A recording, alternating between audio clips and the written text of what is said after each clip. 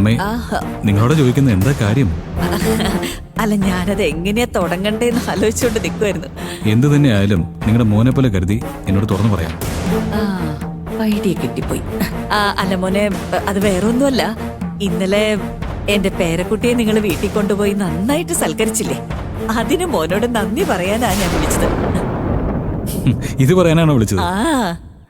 എന്താ അമ്മയത്? താങ്ക്സ് ആണോ സ്വകാര്യമായിട്ട് പറയുന്നത്? അത് അവിടെ വെച്ചങ്ങ് പറയാറുന്നില്ലേ? അപ്പൊ രണ്ടുപേരും തമ്മിൽ കാണൂലേ?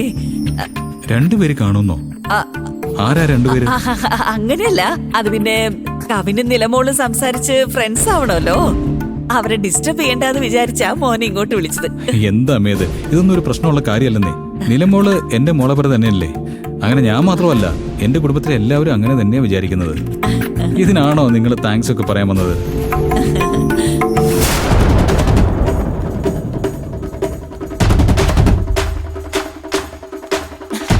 നിലമോളെ, കവിൻ സുഖല്ലേടാ? സുഖം തന്നെ, സുഖം തന്നെ.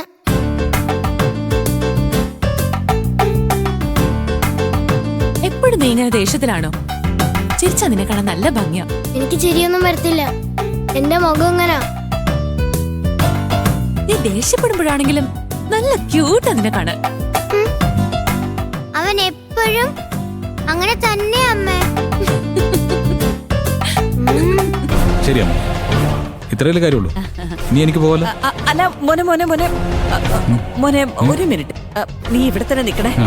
എന്തു പറ്റി? അത് വേറൊരു കാര്യം കൂടി പറയണമെന്നുണ്ടായിരുന്നു. അത് പിന്നെ ഇവിടെ വെച്ച് പറയാന്ന് വിചാരിച്ചു. പറഞ്ഞോളൂ.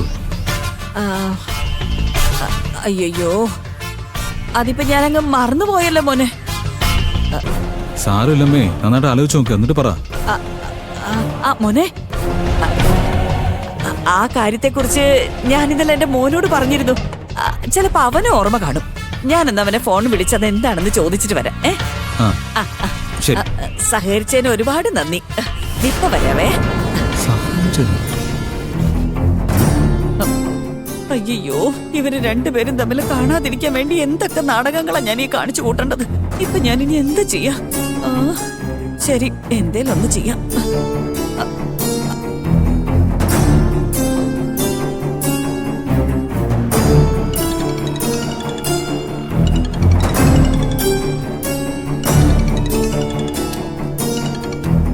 ഒരാവശ്യം നേരത്തെ ഫോണും എടുക്കില്ല. എടാ ശിവ, എന്താ? അമ്മയ്ക്ക് ഇമ്മീഡിയറ്റ് ആയിട്ട് ഒരു ഹെൽപ്പ് വേണം. എന്ത് ഹെൽപ്പാ വേണ്ടേ? നീ വിജയെ ഒന്ന് ഫോൺ ചെയ്തിട്ട് എന്തായാലും ഒന്ന് വേഗം വരാൻ പറ. ഇത്തിരി എമർജൻസി ആണെന്ന് നീ പറയും. എന്തിനാ അമ്മ ഇങ്ങനെ കള്ളം പറയുന്നേ? എന്താ പറ്റിയേ? എടാ, കവിന്റെ അച്ഛനും നമ്മുടെ വിജയും തമ്മിൽ കാണാൻ പാടില്ലടാ. ഇപ്പൊ അവരെങ്ങാനും കണ്ട വലിയ പ്രശ്നവും. അവർ രണ്ടുപേരും തമ്മിൽ കണ്ട എന്താ പ്രശ്നം അമ്മേ? അമ്മയ്ക്ക് എന്താ പറ്റിയേ? അയ്യോ, നീ ഇങ്ങനെ ഒച്ച വെക്കാണ്ടിക്ക്. ദേഷ്യം പിടിക്കാതെ ഞാൻ പറയുന്നത് കേക്ക്.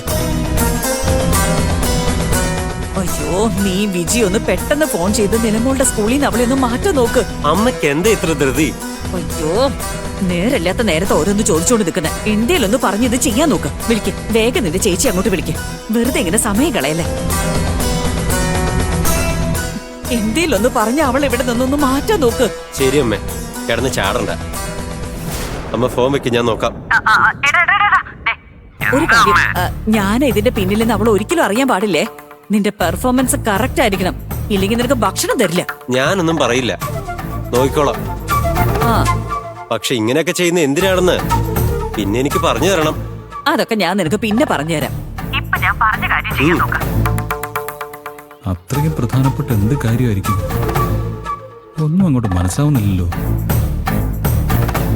എന്താന്നല്ല? അയ്യോ, ഫോൺ അടിക്കുന്നു.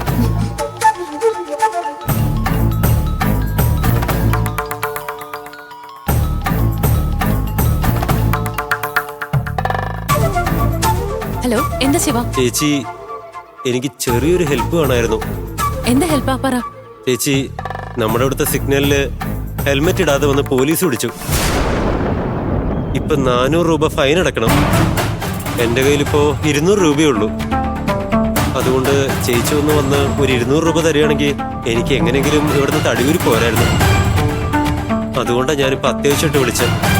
എന്താടാ? ഹെൽമെറ്റ് ഇടണമെന്നുള്ള ബേസിക് റെസ്പോൺസിബിലിറ്റി പോലും നിനക്കില്ലേ? നിന്റെ നല്ലതിന് വേണ്ടിയല്ലേ പറയുന്നത്? ചേച്ചി എന്റെ അടുത്ത് തന്നെ തെറ്റ്. ഇനി ഞാൻ ഹെൽമെറ്റ് ഇടാതെ ഓടിക്കില്ല. ഇങ്ങനെ തന്നെ പോയി പോലീസിനോട് പറ. ചേച്ചി ചേച്ചി ഞാനതൊക്കെ പറഞ്ഞു നോക്കി, അവർ കേൾക്കുന്നില്ല. ഫൈൻ അടിച്ചില്ലെങ്കിൽ വിടത്തില്ല എന്ന് പറയുന്നത്. എടാ ഞാനിപ്പോ സ്കൂളിലാണുള്ളത്. ഇവിടെ നിന്ന് നേരെ കടയിലേക്ക് പോണെന്നാ വിചാരിച്ച. ശരി, ഓക്കെ, നിന്റെ ലൊക്കേഷൻ അയക്കും, ഞാൻ വരാം. ആ ശരി ചേച്ചി. ഒരു മിനിറ്റ്. ആ പറയേച്ചി. ഞാൻ കാശ് അയക്കാം. ആ ട്രാഫിക് ഇൻസ്പെക്ടറിന്റെ അടുത്ത് കൊടുത്തേക്ക്. അയ്യോ, ചേച്ചി ഇങ്ങോട്ട് വരുത്താൻ നോക്കിയപ്പോ അക്കൗണ്ടിലേക്ക് അയച്ചു തരാന്നോ?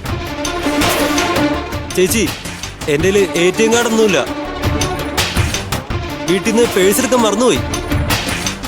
UPI വഴിയൊന്നും അടയ്ക്കാൻ പറ്റത്തില്ല ചേച്ചി.